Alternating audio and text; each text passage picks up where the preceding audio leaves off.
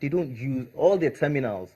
I mean, all the terminals are still magnetic. Oh, they're changing that. They're changing that, but it's going to take it. Do you know how many banks there are in the US? There's 7,000 banks.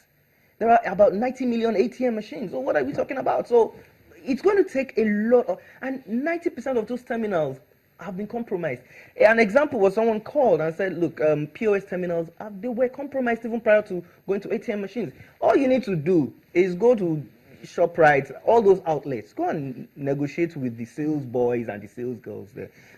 You know this SD card that that normally comes with your phone? If you open up the POS terminal, it is just a board sitting on it. Now, what you can do is solder 2 wires together with an SD card and couple the POS terminal, couple it back, and you put it there. And then when you go and you put in your card, now, we're not very observant. Have you ever noticed that sometimes when you go to when you're checking out and you swipe, maybe you put in your card and your right pin the first time, the guy will come back and tell you that, okay, your pin is wrong. You have to put it a second time, then it goes through. Yeah. The first time that you put it there, you have stored it on that. We have Victor from Alabado. Hello, Victor. Jesus Christ. Yeah. Good morning. Good morning, Victor. Yeah. You see, this issue, I think I had this experience with my son. He's in school now. It happened right in the school. His ATM card was hacked. And the person who hacked it, went on iTunes. Though because he doesn't have access to the account. Because the mom monitored the account for him. So it was just in the morning last week. That was me. I woke up. I just saw that huge sums of money were retrieving from the account. So, and I don't want to alert the mom because mommies, how they used to be. So from there, I was. Then the next thing we did, I just said, okay, let's quickly rush to the bank. And we called some people, security. They said we should just first go and block the account first. So we did that early in the morning. So from there, what I just really want to know, and with the two young men, how do you trace this kind of people? Because this thing happened in the school premises. It happened. So how do you trace this kind of people? Okay. Because the person that was using it was removing the money, continuously, not until when we, block the account. How do you trace these people? And the person, the bank got the message that the person used the money on iTunes. All these young kids, I don't know. And there's lots of money we're talking about. Close to 70,000, 80,000. But you said the person's mother was monitoring their account for him. Yes, for the boy, for my son. Oh. Yes, because she was monitoring it so that she will be able to know how much he is collecting at least every time. Okay. This is pretty basic. Somebody has used these details to buy stuff on iTunes. For you to be on iTunes, you need to have a certain username and account. From that account, they're able to trace whoever it is, to be able to get preliminary knowledge of who it is. That's number one. Number two, I'd also say to our banks, let's not just push people out and say probably your ATM got compromised, your PIN got compromised. It happened to me on the 11th of August 2011, and that's the reason why I left Nigeria to go and study hacking. I wanted to know. That's what pushed me. I'd not mentioned the bank, but I mean that's what pushed me. It was about say 20,000 naira that was removed from my account then, and I know that I did not share my PIN. I knew that, but I was bullied and my money wasn't returned. But then I think that the banks should take their time to eliminate that internal factor. Because a few years down the line, one of my cousins had the same issue, my younger cousin in school. Before you knew it, about 19,000 naira left her account. And you know what I did? After talking to the bank, they came with the same thing that they told me. They'll put your account on a restriction for some days. You have to step into the bank to withdraw. When you now go in, the tellers will be asking you funny questions, and then you begin to look funny in front of other customers. So at the end of the day, what I did was I just sent them an email. I copied all of their anti-fraud units. I copied the EFCC, copied the ICPC, copied the CBN, and then I explained different ways that this thing could have been done externally and internally.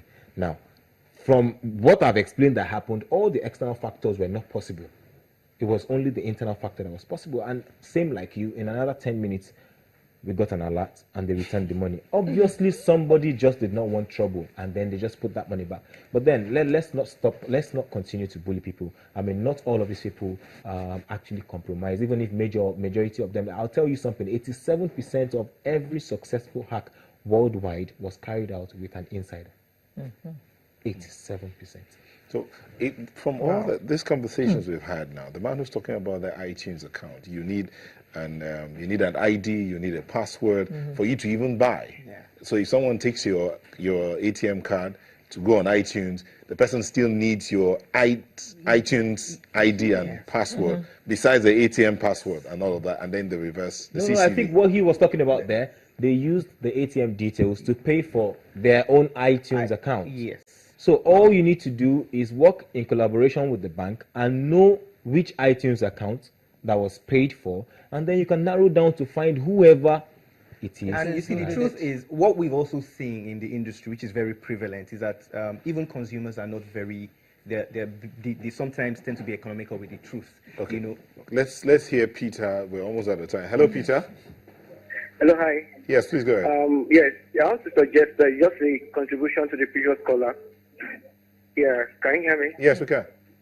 Yes, to the previous caller. I think the only way to go about it is to not to collect an ATM card from the bank, because we don't have this right technology. As in, for instance, what happened to me of recent, my corporate email was hacked. So, and I have to write to the bank that, okay, any transaction that is coming through my account, there should be a physical presence. So, but some of the banks, Nigerian banks, if you don't have an ATM, they won't allow you to do withdrawal. So, I think that should be a way, or something, there should be a way around it, because it's not everyone that wants to have an ATM card, but the banks will insist that you have to have it. In fact, I was charged a maintenance fee on an ATM card I don't have. So that they can get commissions on those cards and the rest, and make money, transaction fee and the rest. And if you're forced to withdraw without an ATM, they will charge you for using a slip. All right, thank you, Peter. Well, you know, the whole world is going cashless, as a matter of fact. So I think it's just the whole financial inclusion thing, and we can't, because of. I mean, people don't say because the plane will crash, then you now travel by route to, you know, it's. I mean, big wheels turn slowly, but they do. We have to wind down. Okay. But see the conversation we've had has come down to just the ATM. It's fraud. It's fraud. The internet account. Yes. Nobody's really talked about monitoring the internet accounts, what goes into the emails, what comes out of the emails. While China has that restriction about which sites you can go to, I know that in the US, there are certain words that are picked up anytime you send a mail, they use filters and all of that. As we wind down, what can we do in Nigeria? All the necessary infrastructure being in place or not being in place, what are the things that can be done to monitor what goes on in our internet? The service providers, we need to, come up with some kind of strategy, to send to the service providers, because, I mean, you can't get onto the internet without the service providers. And they have, since they're the ones giving you the connection to the internet anyway, so you have to actually pass through their network to get to the internet. So, just give them, just like, I mean, sometime last year, the government came out that all porn sites will be banned and all that. It's through the service providers, so once you have the devices placed at the service provider location, anytime you try, and if you try to bypass that policy, they have your logs, they have your records and all that, and they simply, fall back to you. So I think, we need to look at that, that bit from the service providers. What I'd like to say is I'd like the government to take this a bit more seriously. All right, I'll leave a food for thought. Nigeria is seen as one of the countries that is very high when it comes to cyber crimes worldwide. We're rated very high when it comes to cyber crimes worldwide, but also the country that has gone fully cashless, so the risk is high.